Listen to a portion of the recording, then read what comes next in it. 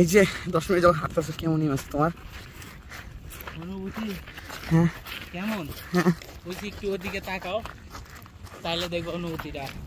মানে জায়গা মতো জল অনুভূতি সব ক্লিয়ার হয়ে যাবে। হ্যাঁ, মানে মূলত কাহিনী এখানে না, মূলত কাহিনী তুমি নৌকা ভাড়া বাঁচাইছো। আমার মনে একাই বাঁচছে,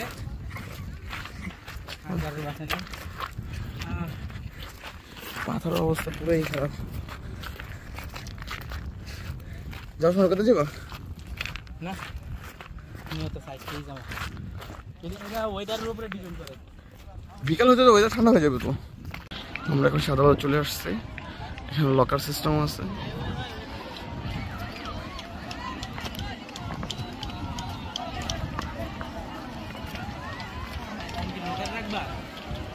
এখন লকার রাখতে হয়।